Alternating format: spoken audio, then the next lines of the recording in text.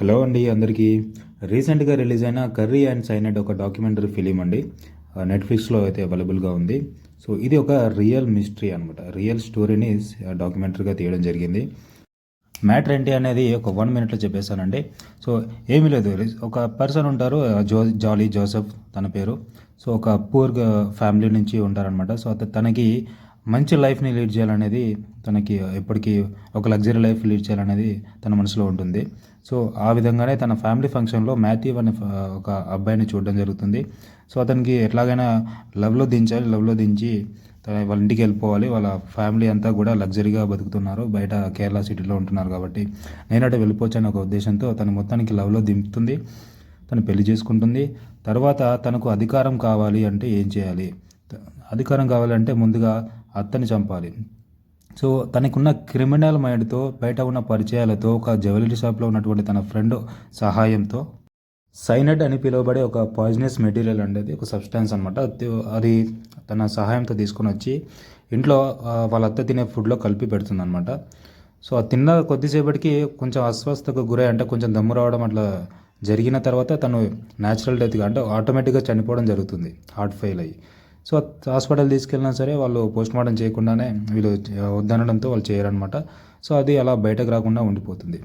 So ఇప్పుడు అత్త చనిపోయింది కాబట్టి అధికారం మొత్తం ఈ తిన చేతిలోనే ఉంటుంది. వాళ్ళ ఆడపడుచుని కావచ్చు, వాళ్ళ ఇంట్లో అందరినీ కూడా తనే చూసుకోవడం, కొంచెం పెద్దరికంగా మెయింటైన్ చేయడం, అవన్నీ చేయడం జరుగుతుందన్నమాట. సో దాని తర్వాత మళ్ళీ సేమ్ ఇదే ప్రాసెస్లో వాళ్ళ నాన్న అడ్డు వచ్చారు, అంటే వాళ్ళ మామయ్య అడ్డు రాగానే సో అతనికి ఒక ట్యాబ్లెట్లో ఒక సైనడ్ అనేది కలపడము, అతనికి ఇవ్వడము. సో ఇలా జరుగుతుంది, అతను కూడా మరణించడం జరుగుతుంది. సో ఇలాగా తనకి అధికారంగా జీవించాలి, తనకి ఎవరు అడ్డు చెప్పకుండా ఉండాలంటే ఏమేమి చేయాలి, ఎవరెవరు అడ్డు వస్తున్నారో వాళ్ళందరినీ కూడా తను చంపుకుంటూ వెళ్తుంది. ఈవెన్ తన భర్తను కూడా చంపుతుంది. అండ్ ఇంకొక పర్సన్ని పెళ్లి చేసుకోవాలని ఒక ఉద్దేశంతో తనకి ఉన్నటువంటి చిన్న బాబుని అండ్ అదేవిధంగా తన భార్యను కూడా చంపుతుంది. తర్వాత తనని పెళ్లి చేసుకుంటుంది. తర్వాత తనని కూడా చంపేస్తుంది. సో ఇన్ని చేసినాక తర్వాత తన ఆడపడుచుకి ఒకసారి తన పోస్ట్ మార్టం, తన అన్నయ్యది అంటే తన భర్తది పోస్ట్ మార్టం రిపోర్ట్ అనేది చెక్ చేస్తూ ఉంటే అక్కడ ఒక నిజం బయటపడుతుందన్నమాట. అది పట్టుకొని కేసు వేయడం జరుగుతుంది. సో అవన్నీ వాళ్ళు ఇంట్రాగేషన్ చేస్తే అప్పుడు తిను బయటపడడం జరుగుతుంది. సో ఇవన్నీ ఎంతమంది 6గురిని మిస్ అయిపోయారు వాళ్ళ ఫ్యామిలీలో, అప్పటికి తను తెలుసుకుంటుంది.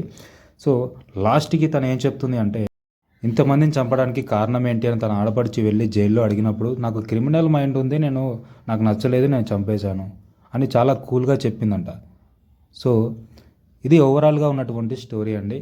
సింపుల్గా చెప్పాలి అంటే తనకు నచ్చకపోవడం వల్ల వాళ్ళ ఇంట్లో వాళ్ళందరినీ చంపేసుకుంటూ వెళ్తుంది.